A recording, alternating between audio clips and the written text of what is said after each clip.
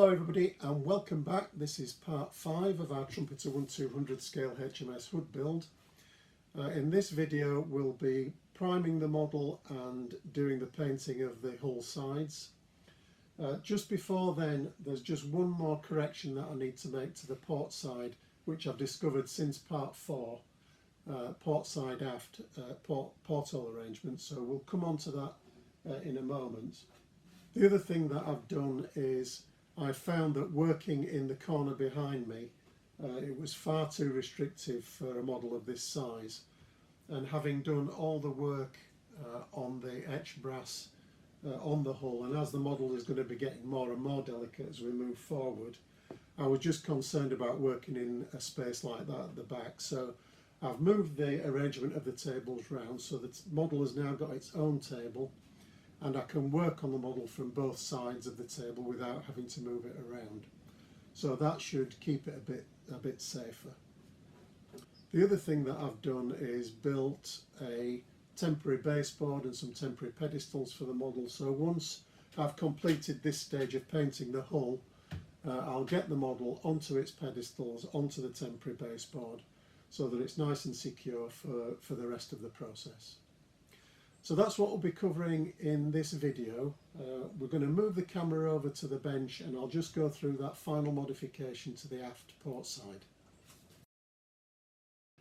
Here we are at the stern of the ship, and I just want to make one final correction before I start to paint the hull.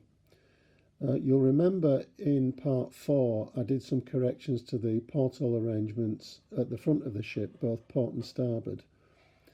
And I thought that the stern arrangement was okay. But when I did a final check just before I come to paint the hull, I discovered that there was an error on the port side aft as well. And that's because on the starboard side, the Trumpeter have moulded 17 portholes correctly, more or less in the correct positions. But they've repeated that on the port side with another 17. Whereas on the ship there were 18 to port. Now I can't just drill an extra porthole somewhere to make up the number, because they'll be in the wrong positions then. So the way I'm going to correct it is we've filled the second porthole here, and I'm going to replace that one with 2 new portholes at equally spaced distances between number 1 and number 3. And that'll give me a nice even run. They were more or less equally spaced at this point. So that's been filled with some milliput, and we're going to have to smooth that down a little bit. I'll then go ahead and drill these 2 new portholes, smooth that down, and replace the wriggles and scuttles with the etched brass parts from the Pontos set. The other thing I've done at this point is just filled some gaps at the tops of the prop shaft brackets here. They're correctly fitted, but there was quite a nasty gap at the top, which I've just smeared some milliput into. This is milliput superfine white, and I've just smoothed that off with a cotton bud. That's not going to need any sanding now. Once that's set up, we can just paint straight over it. So we can get on and finish this porthole arrangement, then we can get the primer on the hull. So that's that little fix completed now. So we're all okay with the stern arrangement, and we can get on to get some priming done. Just 4 photographs here, just of the porthole work that's been done on the 4 quarters of the ship, in case you want to do those yourself. Okay, so we're ready to do some priming now, and for that I'll be using Tamiya's fine surface primer. This is the light grey version. It also comes in white, I think. I won't be using it straight from the aerosol. I've decanted some into the airbrush to use it like that. I just find that it gives a bit better finish to the paint. It's more controllable as well, rather than using the aerosol. And because it's more controllable, it's a bit less wasteful as well. The paint just goes a little bit further. If you want to give that a go yourself, you've not done it before, there is a video on the channel page to show you how to prepare the paint for use in the airbrush. The other thing that I do with aerosol paint as well is just warm the aerosol can up a little bit beforehand. It just helps the paint flow a little bit better, I think. But obviously you need to be careful. I just put it in some warm water for 10 minutes or so, but you just need to be careful. You don't want to be putting it in hot water, otherwise it might damage the can and you'll end up with primer everywhere. So the airbrush that I'm using for this process is a Harder and Steenbeck Infinity. At the minute it's got a 0.4 nozzle fitted and the large paint cup as well. The compressor's set at 25 psi, which is fairly high I suppose for painting with an airbrush, but I find that that sort of pressure is okay for primers.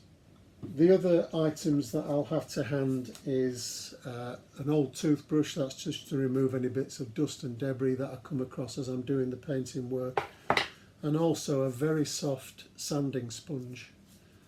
And that's just because if we detect any hairs or bits of dust, the sanding sponge will always get that out without scratching the paint. So that's always to hand when I'm doing the priming work. So the airbrush is loaded, the pressure's set to 25, and we can do some priming.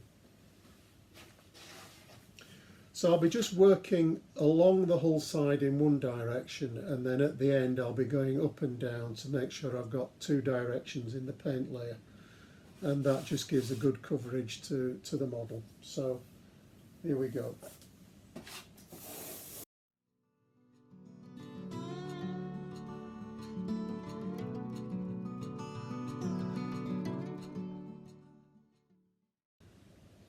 So we're approaching the back of the model here in the area of the propeller shaft brackets, where we've got these lots of complicated shapes underneath the brackets. And what could happen here potentially is we could get a build-up of a very grainy paint effect.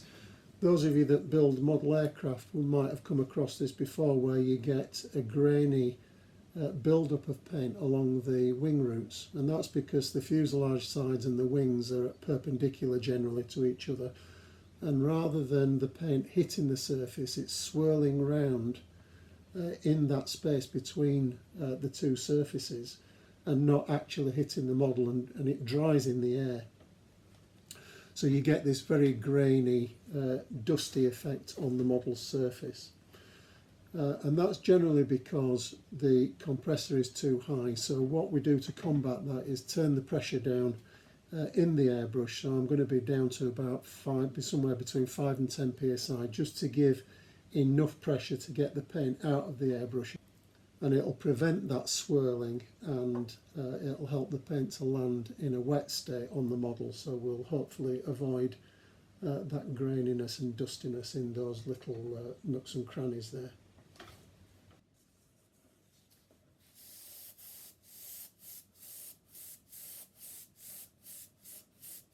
So that's the primer coats finished. It's had 2 coats altogether, 2 very light coats in the airbrush.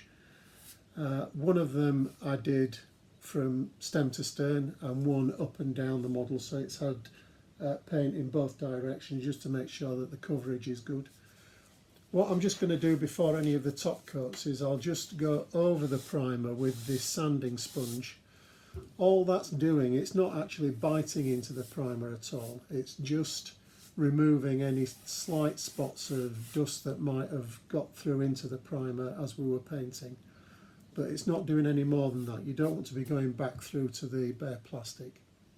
I'll then go over the model with a tack cloth just to remove any of the bits of dust that the sanding sponge might have released, and we'll get onto the top coats. Onto the top coats now, and the first thing I want to do is work out the shade of grey that I'm going to be using for the model on the hull and the superstructure, so the majority of the ship really. At the time of its sinking in 1941, the hood was painted an overall shade of Home Fleet dark grey, and there's an awful lot of debate on the modelling internet about exactly what colour that was. And there's added confusion from the use of the term AP507, which was a naval term. It was just a reference really for the paint that they were using. And there was reference to AP507A, B and C. There are several manufacturers, I think, who do produce a grey called Home Fleet Dark Grey, but I'm not going to go down that route. I'm going to mix my own shade. And the real reason for that, I suppose, is that I want to produce some sort of scale effect to the model when it's finished, so as if you're viewing it from a distance. And when you're doing that with any object, it becomes lighter. And I think a lot of the paints are matched to the original paint swatches of the dark grey, and obviously that makes a model look very dark. So I don't want to do that. I'm going to mix my own and lighten it. The difficult thing with mixing it is that Home Fleet Dark Grey did have an element of blue in it. There was a slight tinge of blue to the paint. So it's really a blue-grey, but it's very easy to overdo blue when mixing it. It's a very strong colour, so it's only going to need a tiny amount of blue in it to get the right shade that I'm going to be happy with. So what I'm going to be doing is mixing up the grey and then just very gradually adding the blue until I get a shade that I'm happy with. So testing it every time that I add a bit more blue till I'm happy. Because the blue element in the mix is so critical, and this is such a big model, I want to make enough to be able to finish the whole of the project. So I've got 7 bottles of the grey. We only need the 1 of the blue, so I'm going to mix that up in advance. I'll end up with something like 80 millilitres, which should be enough to finish the model off. The paints that I'm going to be using are Tamiya's new range of lacquer paints. I've found these excellent for spraying. They produce a really smooth, hard finish, so I want to stick with them. The downside is that the paint range is fairly limited, although they do 3 shades of Japanese navy grey. So that's LP 12, 14 and 15. I'm going to be using 14 and 1 bottle of 15 for this mix. And also some tiny drops of LP6, which is pure blue, to get the correct mix. So that's the way I'm going to approach the grey. Other people might want to look through the internet and find a different solution for themselves, which is absolutely fine. I think ultimately when you're building something like this, you've got to please yourself and make sure that the model turns out the way you want it to look. So what I would say is don't get too bogged down with lots of the advice that you see on the internet. A lot of it's contradictory and conflicting, so it's very difficult to know what's correct, and ultimately you've just got to be happy with how the thing turns out. So I've gone ahead and I've mixed, there's probably 85 millilitres in this bottle, which is now very precious. If I spill this halfway through the build, I've got a problem, so let's try and be careful with that. What I ended up using was 6 bottles of Tamiya's LP14, which is one of the IGN greys as I mentioned, and 1 of the slightly darker LP15. Again, it's an IGN grey, but a slightly darker shade. And I probably used something like 8 drops, that's all, in all that 70 millilitres of the pure blue. And I gradually built that up. I used 2 drops at a time just to get the right shade. As I said before, blue is an extremely strong colour and it will soon tint a neutral grey colour, so you need to be going very carefully if you're going to follow this method and mix your own. There are different ways of approaching the painting of the hull. We've got the 3 colours that we need to be dealing with, so the grey, the hull red and the black for the boot topping. We've talked about the grey already. The red I'm going to be using is LP18, which is again a lacquer paint. It's their dull red, which I think is quite a good match for anti-fouling red. It's not quite as dull as the Tamiya acrylic hull red, so it's just a little bit redder than that, which I like. In terms of the sequence for painting, there are different ways of approaching it and everyone will have their own. In this case, I'm going to start off with the lighter colour, which will be the grey, then the hull red and then the black to finish with. Some people do approach it by painting a black stripe along the side and then masking that off to the correct depth of the boot topping, and then they will add the grey colour and the red colour on either side. Some find that easier, but I prefer to go from light to dark as I move through the painting process. So first up, we'll get on with the grey and get a coat of that on.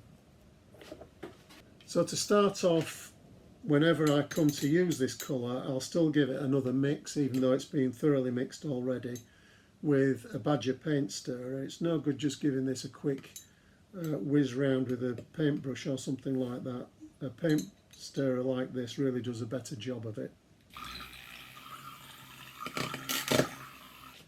And that just makes sure that the pigment's well mixed in case there's any separation of the blue in there.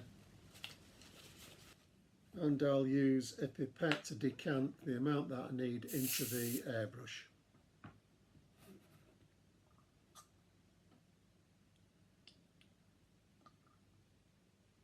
And every time just make sure that the lid is properly tightened so we don't have any accidents with that.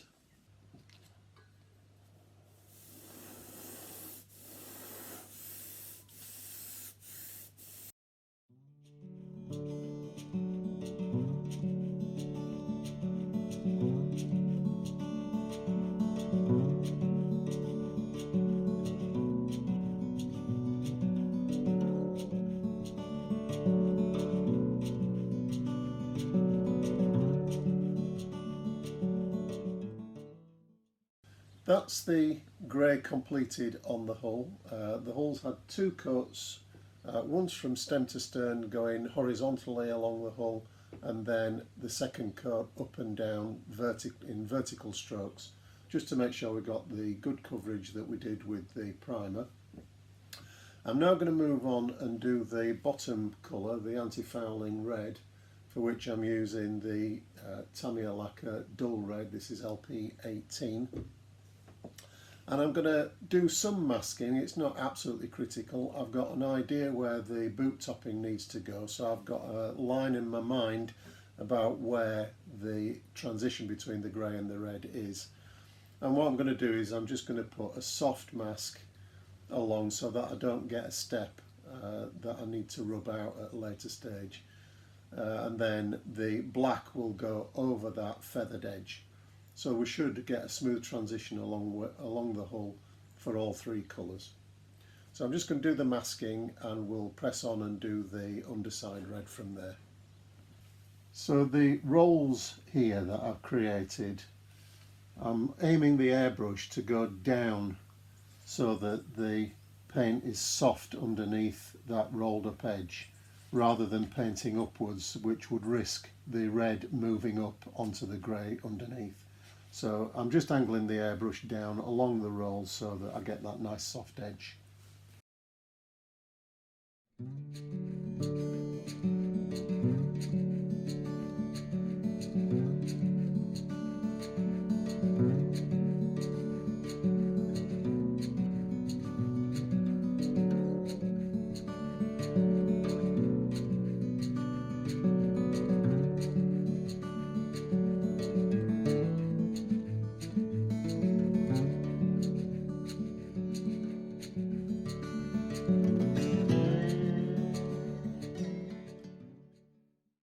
The red and grey is properly hardened now, so I'm going to do the masking for the boot topping. And as I said, I'm going to just run a piece of 10mm tape all the way along in the position of the boot topping from stem to stern, and then I'll run the rest of the masking on either side of that piece of tape, knowing that that's going to give me an equal thickness line all the way down the hull. I'll then take off the first piece of tape, and that'll just leave the space I need to paint the black. And as I said, I'm going to be using Tamiya's lacquer paint rubber black for the boot topping. It's just an off shade of black. It's not quite as intense as a pure black, and I just think it looks better at this scale. So we'll get that work done, and that'll be the hull done. The boot topping needs to be positioned with the top just below this piece of armour plate here, and it will drop down to just below the level of the armour plate. So that line continues more or less all the way along the ship to the stern. So it's a good reference point to follow to make sure that the boot topping masking is nice and level.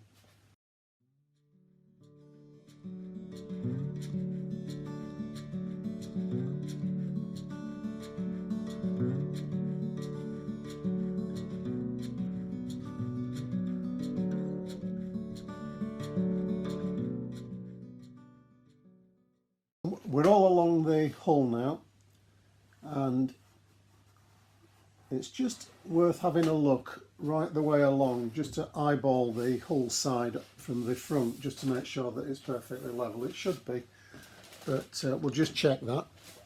So that tape now has given us the position of the top and bottom of the boot topping, and I'm going to lay the masking tape that's going to actually provide the masking for us.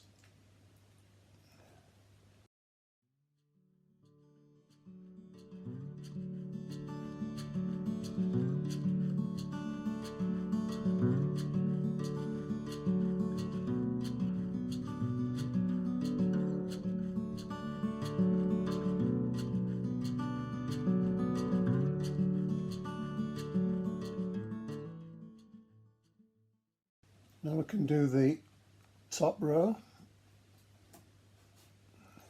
Just going to tilt it up at this stage because of the flare of the hull. It's hard to see exactly where I'm going.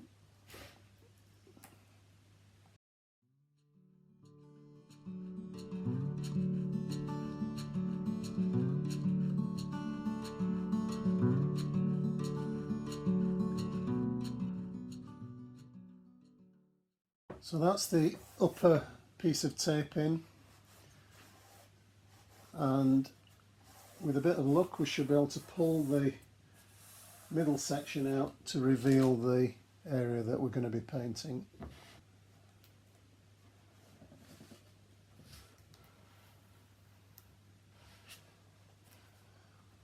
I'm just going to make sure that the tops and bottoms are properly burnished down so that the middle tape doesn't pull them off. And obviously I can save this middle tape. It's perfectly good, so I can keep it to use again. And then we just give it a final burnish down, just to make sure we're not going to get any paint creeping underneath.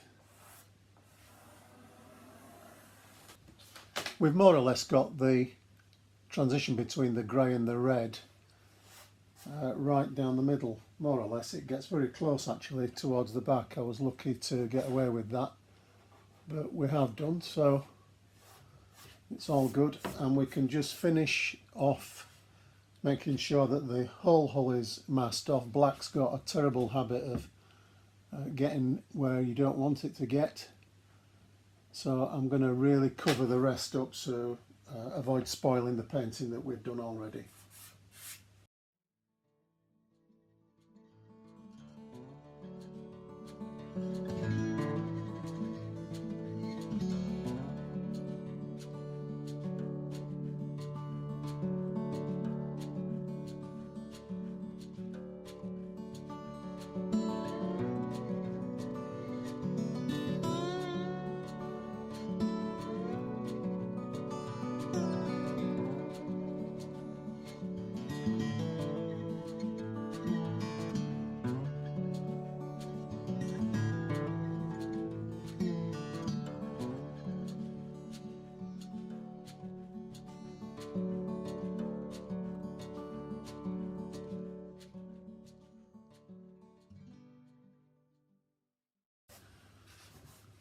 That's the whole ship protected now, so I'm just do a last final burnish, and it's just worth getting into the front of the depressions in the armour plate at the front and back.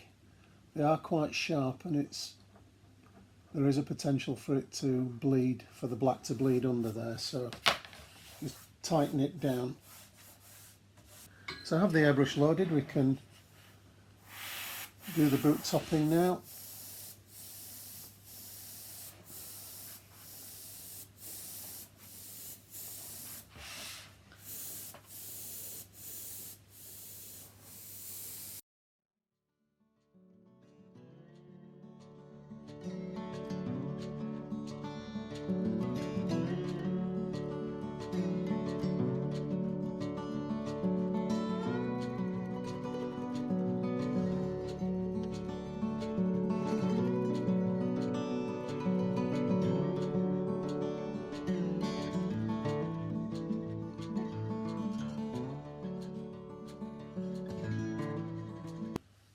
Right, got a nice good coat of the Tamiya rubber black on there, so let's just see how we did with the masking.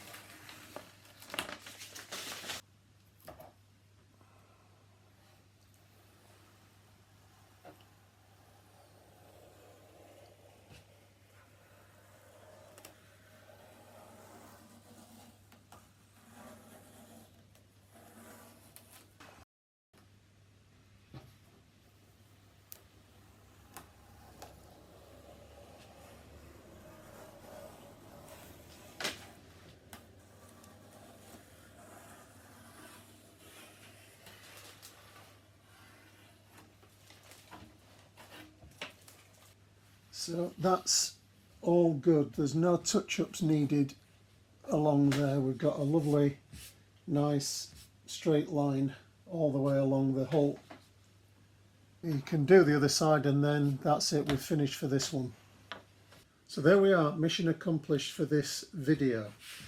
For part 6, what I want to be doing is moving on to the area at the back of the forecastle deck, underneath the shelter deck, which is this part. It's a fantastic moulding really that Trumpeter have done here, and it just fits over the top. There's an awful lot of modification to be done to this shelter deck part. The sides are almost completely replaced. All the splinter shields need to be removed, and as we did on the main decks, all the skylights and hatches and stuff also need to be removed. So we'll come on to that. But before we do any of that, there's a lot of work to do underneath that space. In these deck houses here, there's some accommodation underneath for 2 parts here, and there are another 4 pieces, smaller pieces, that go in as well. There are a number of reels and hatches and skylights and stuff to go in underneath this deck, and we'll be using the first of the Pontos wooden decks as well in this midsection under here. So that'll be coming up in part 6. I hope you found something useful in part 5, and hopefully I'll see you next time. Bye.